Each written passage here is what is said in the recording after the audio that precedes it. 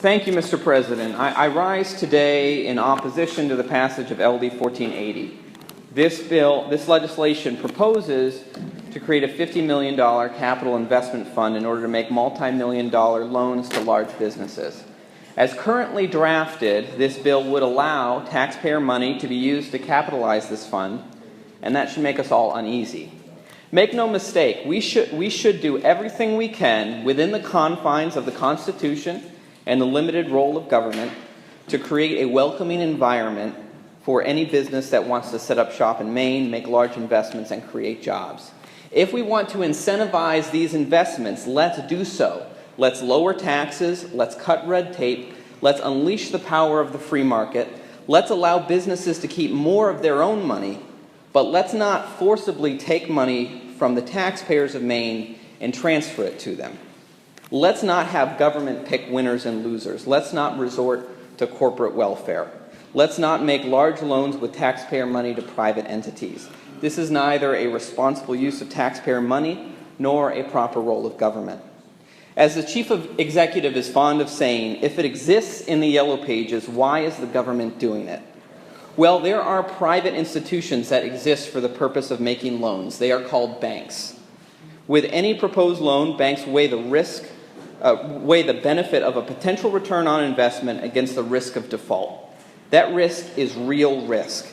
The bank and its depositors are on the hook if that loan defaults, so they have a strong incentive to take that risk seriously. If they find a loan too risky, they don't make the loan. Unlike us in government, far removed from the consequences of any poor decisions we make while spending other people's money, private loan makers have real skin in the game and suffer real consequences from bad debt. If a business cannot find a loan from a bank because the banks find the loan too risky, that does not mean we should turn instead to the Maine taxpayers and put them on the hook instead. The Maine people have already lost too much money in taxpayer-financed loans to private entities that went bankrupt. We should not be setting up the infrastructure to make more of these risky loans with taxpayer money. Now, some have said that the committee amendment on the bill would prohibit the use of taxpayer money for this fund, but they are mistaken. Section 1, subsection 4 of this bill specifically states, quote, "The fund is capitalized by sums that are appropriated or allocated by the legislature or transferred to the fund from time to time by the state controller. Interest earned from the investments on fund balances, state bond issues, state employee pension funds, institutional endowments, and other funds from any public or private source." That section of the bill is not touched at all by the committee amendment.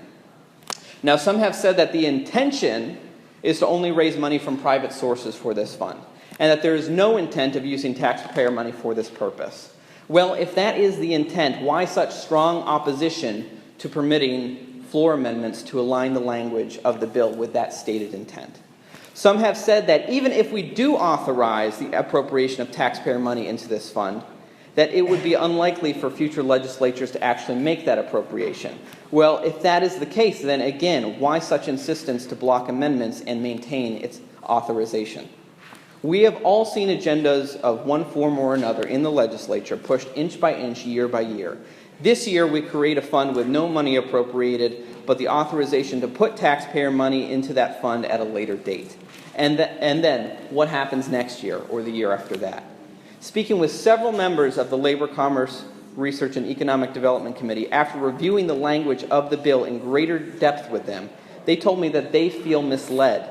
They were promised that there was absolutely no intent or possibility to use taxpayer funds to finance this loan program. Yet when amendments are brought forward to make technical corrections to align the language of this bill with those promises, those amendments have been stonewalled.